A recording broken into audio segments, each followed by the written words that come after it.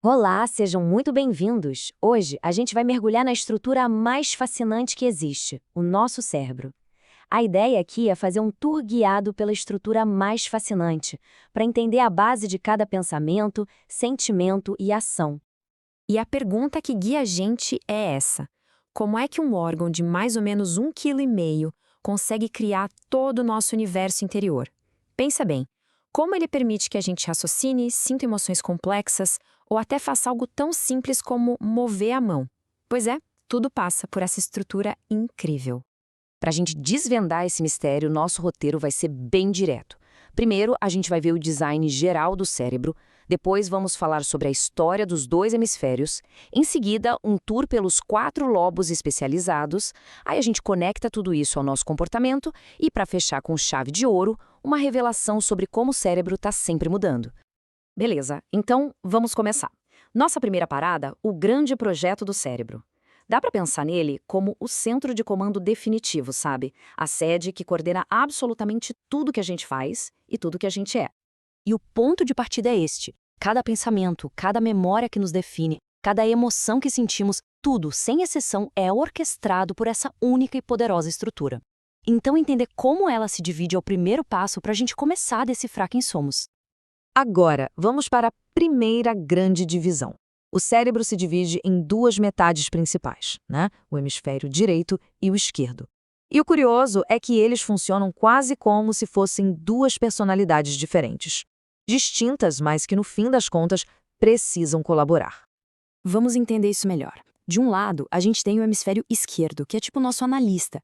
É ele que cuida da linguagem, do raciocínio lógico, ele processa o mundo de forma sequencial, sabe? Detalhe por detalhe. Já do outro lado está o hemisfério direito, o nosso artista intuitivo. Ele é mestre em sacar emoções, em ter noção de espaço e principalmente em ver a figura completa, o todo da situação. Mas beleza, como é que esses 2 lados tão diferentes conversam entre si? A resposta tem nome: corpo caloso. Imagina ele como uma super rodovia de informação, uma ponte gigante feita de fibras nervosas que conecta os 2 hemisférios. É essa ponte que garante o equilíbrio e que permite que a lógica e a intuição trabalhem juntas para resolver os problemas mais complexos.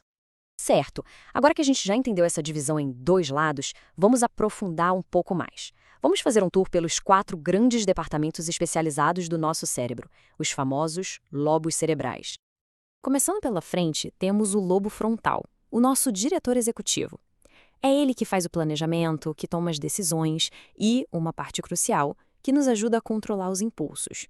Sabe aquela vontade de comer mais um pedaço de bolo? É ele que fala: calma aí. Basicamente, ele organiza e comanda nossas ações mais complexas. Logo atrás dele, a gente encontra o lobo parietal, o especialista sensorial. É ele que processa o toque, a dor, a temperatura. Quando a gente pega alguma coisa, é ele que avisa se está quente ou frio. Ele também é fundamental para a gente se orientar no espaço e manter o foco. Nas laterais, mais ou menos na altura das orelhas, fica o lobo temporal. Ele é o nosso arquivista de memória e som. É ele que processa o que a gente ouve, nos ajuda a entender a linguagem falada e, fundamentalmente, é onde se formam as memórias que constroem a nossa história. E para fechar o tour pelos lobos, lá na parte de trás da cabeça fica o lobo occipital, o processador de visão.